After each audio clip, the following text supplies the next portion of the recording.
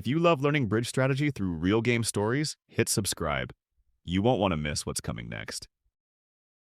All right, imagine this for a second. It's Sunday afternoon at the Bridge Biscotti Club. You've got the smell of fresh espresso in the air, you can hear the shuffle of cards, there's just this quiet hum of competition. You know the vibe. It is the perfect place to play some bridge. But you see, this afternoon isn't just about playing a few hands. No, it's about something way more fundamental. It's about tackling that one problem every serious bridge partnership eventually runs into. What do you do when your ambition starts to outrun your execution?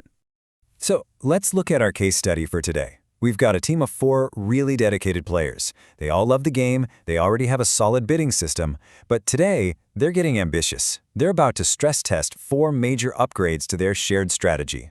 And to do that, they've got to update the most important document in their entire game, the convention card.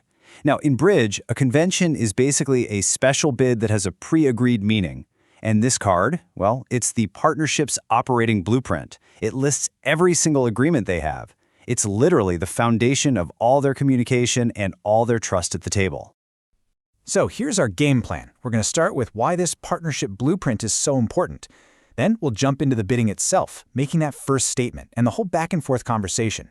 After that, we'll cover how to handle those pesky competitive auctions, and we'll finish up by looking at how you can really reach your full potential as a pair. But here's the thing that a lot of people miss. This card, it isn't just for you and your partner. A really good card is also how you tell your opponents exactly what you're doing. It's all about being transparent and playing fair, and honestly, that just makes the game better for everybody at the table.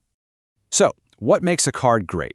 Well, first, you got to be honest with yourself. Write down the system you actually play, not the one you wish you played. Second, you have to be precise. Saying a bid is strong is useless. Saying it shows 15 to 17 high card points. Now that's a language everyone understands.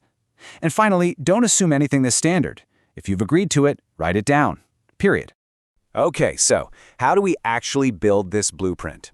A great convention card is structured just like a logical conversation. It follows the natural flow of the bidding, and every single auction, as you know, starts in exactly the same place, the opening bid. This right here is the ground floor. It's the foundation of your entire system. If there's any confusion here, the whole structure you build on top of it is going to be shaky. Your card has to define, with absolute crystal clarity, what every single opening bid means. And this is what that precision looks like. See? There is zero room for guessing. A 1-no trump opening means exactly 15 to 17 points and a balanced hand. A 2-diamond opening is weak, not some kind of monster. This level of detail is precisely what stops those partnership-killing disasters before they can even start. So once that foundation is poured, we start putting up the framework. This next part of your card is all about how the conversation continues. What do the responses mean? And critically, which bids force your partner to keep talking and which ones give them permission to pass? And let me tell you, this is one of the most important agreements you can possibly have, your forcing structure. When you bid, does your partner have to say something else? If you play 2/1 as game forcing, that new suit at the 2 level is an ironclad promise to get to game.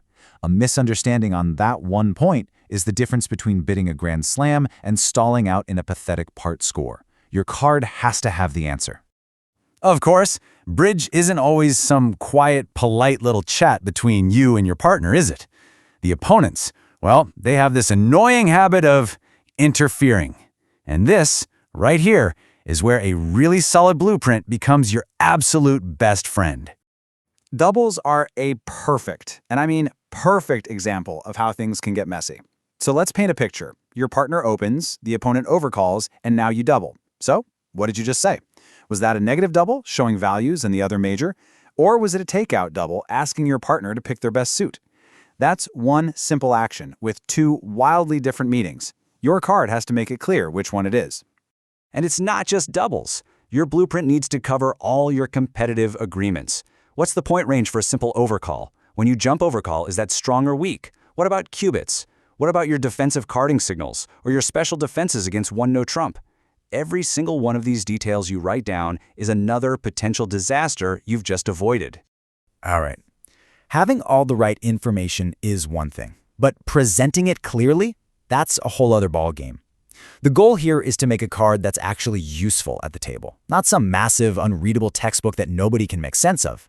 Now this is what I'm talking about. Look how clean and simple that is. This table lays out the exact meaning of every single raise after a major suit opening. With just a quick glance, anyone, your partner, your opponents, can see exactly what you mean. This level of clarity is what you're shooting for. And while you're building your blueprint, you gotta watch out for these common leaks. Don't try to cram in too much detail. Make absolutely sure that one bid can't have two different conflicting meanings. And, this is the big one, plug the leaks that come from assuming something is standard. If it's important, you write it down. No exceptions. Because when you get right down to it, a convention card is so much more than a piece of paper. It's a pact. It's the physical proof of the trust, the hard work, and the alignment that really defines a great partnership. So, here's your homework. Before your next game, really put your card to the test. Can you actually read it from across the table? Can your opponents understand it without a translator? Does it cover the situations you face all the time? And is it totally free of contradictions? If you can say yes to all four of those, you're ready to play with some serious confidence. And that's really the whole point, isn't it? It's not about playing the most complicated system on the planet. It's about making every single bid predictable. When your partner makes a bid, you shouldn't have to guess. You should just know. That's what a truly aligned partnership feels like. So, why does every little agreement matter? Well, it's all about clarity. The card just wipes out all the guesswork between you and your partner. But here's the other thing. It also clearly and legally tells your opponents what your agreements are. It's really the foundation for fair, effective bridge. Okay, let's dive into making that opening statement. This is really the foundation of your entire auction. That first bid, it sets the whole tone and gives your partner the first and most crucial pieces of the puzzle about your hand's strength and shape. And this table really lays it out perfectly. Look at the most common opening bids. A one-nut trump opening? That's your most precise bid. It screams, I have a balanced hand and my points are in this really tight little window, usually 15 to 17. Then you've got your opening bid in a major, a heart or a spade. That's showing 12 or more points, and here's the big deal. It promises a 5-card suit. And then opening a minor, that's your most flexible option. Still shows opening points, but you might only be holding a 3-card suit. So, once that first bid is on the table, you've got this whole arsenal of tools to keep the conversation going. You've got things like stamen and transfers, which are laser-focused on finding a major suit fit after a 1NT opening. Then there are other powerful bids for describing really specific hands. Oh, splinter bids are just fantastic. They show this incredible support for your partner's suit by pointing out a short suit somewhere else. And then weak twos are a whole different beast. They're actually opening bids themselves, designed to be a thorn in your opponent's side right from the get-go. And all of this brings us right to the heart of it all, the bidding conversation. This is that back and forth, that dialogue where you and your partner use every response and every rebid to slowly paint a complete picture of your combined hands. Check this out. It's a perfect example of how that dialogue works. So step 1, the opener bids 1 spade. Simple enough, 12 plus points, 5 plus spades. Step 2, the responder who's holding a great hand with spade sport bids 2 NT. Now this isn't just a random bid, it's Jacoby 2 NT, which immediately tells the opener, hey, we're going to game, partner. And now step 3, the opener can add more detail. Their 3-club rebid isn't about clubs at all, it's a splinter bid, showing a singleton or even a void. And that is absolutely vital information if you're thinking about slam. Okay, let's talk about one of the most confusing bids in all of Bridge, the double. This is where your convention card becomes your best friend. A double early in the auction, that's almost always for takeout. It's basically shouting, partner, I've got an opening hand and I've got support for the unbid suits. Pick one.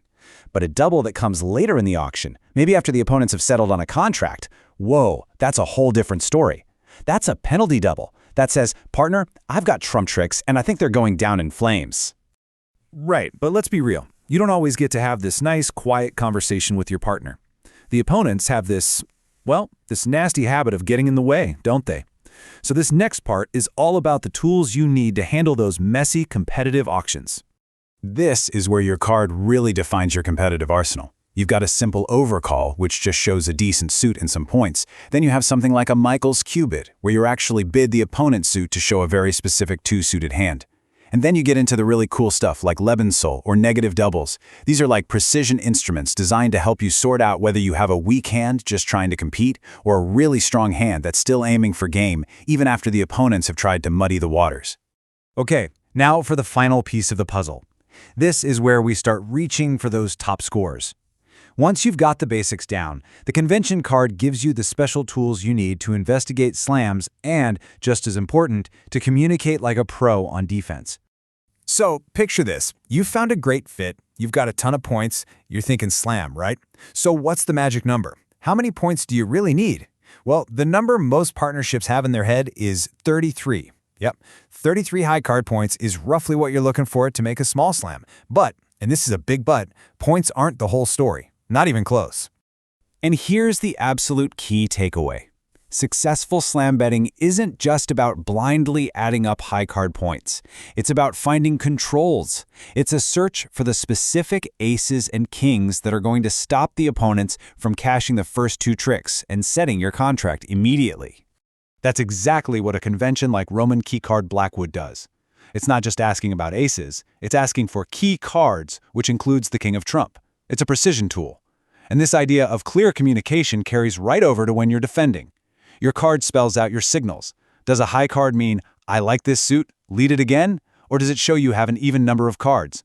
It even standardizes your opening leads, like the classic fourth best, so your partner gets a massive clue about your hand from trick one. So, when you boil it all down, the convention card really gives you the three core benefits of any great partnership. First, you get clarity, which just gets rid of the guesswork. Second, you get consistency, so you handle the same situations the same way every time. And third, there's legality. In duplicate bridge, you have to inform your opponents of your agreements. This card does that for you. It's the framework that lets you stop worrying about translation and start focusing on strategy. So, I'll leave you with this question to think about for your own game. What is the single most important agreement on your partnership's card? Seriously, think about it. Is it your no-trump range, your defensive signals? Maybe it's an agreement you haven't even talked about yet. Because figuring that out, well, that's the first real step to building a truly unbreakable partnership.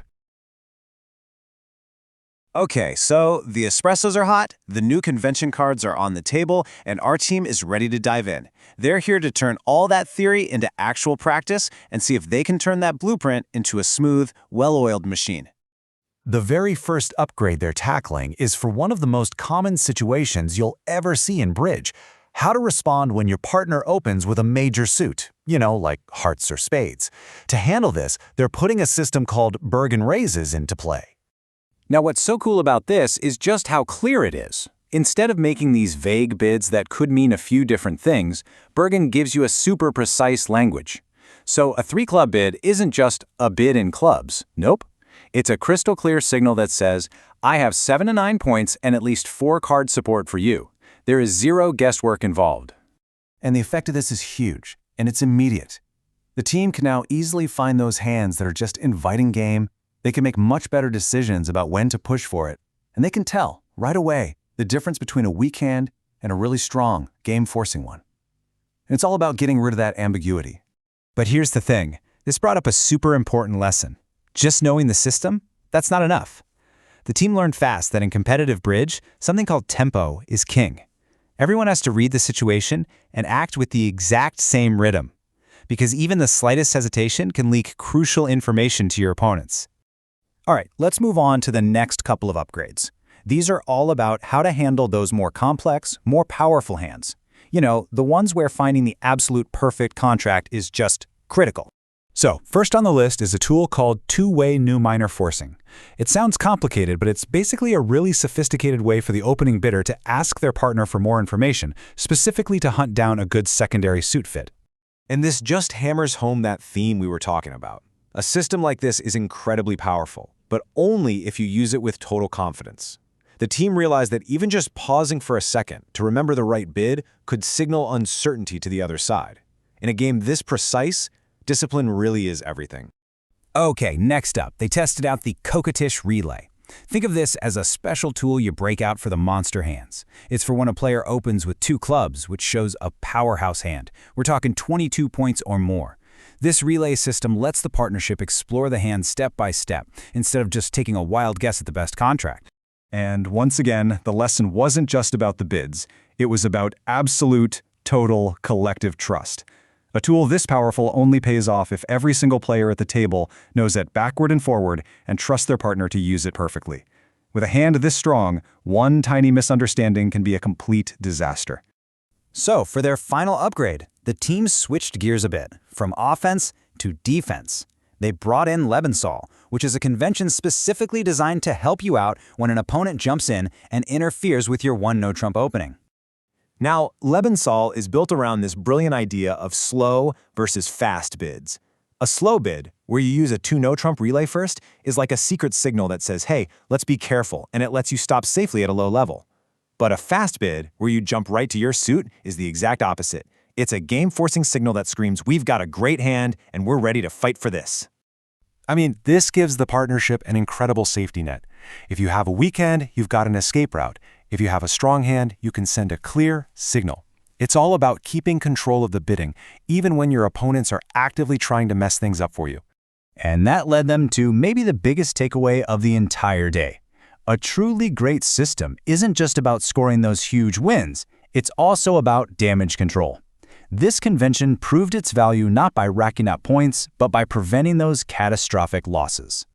So, after the practice session wrapped up, the team kind of did a post-mortem. They sat back and really analyzed what they'd learned, and they boiled it all down into 5 key principles for getting into that perfect partnership sync. First, they realized that synchronization is just everything, and all the fancy systems in the world are totally useless without tons of practice to make them feel automatic. But it was more than that. It was about how they played, with real confidence and tempo. They also saw how vital good defense is, and finally, that a great system is never really done. It's always evolving. And all of this, it brings us right back to where we started. That idea of the convention card being the team's operating blueprint. By the time they finished their espressos, Timmy, Andrew, Bartek, and Marjorie weren't just 4 people playing bridge anymore. They were a single, cohesive unit, running a really complex system with incredible precision and, more importantly, with confidence. Which leads us to the big, final question. After all this work, all this refinement, what does that piece of paper, that convention card, actually represent? Well, it's so much more than a list of rules. It's the physical proof of a team's pact with each other. It's their shared language, it's their protocol for when the pressure is on, and really, at the end of the day, it's the source of their confidence to play not as 4 individuals, but as a single, synchronized mind.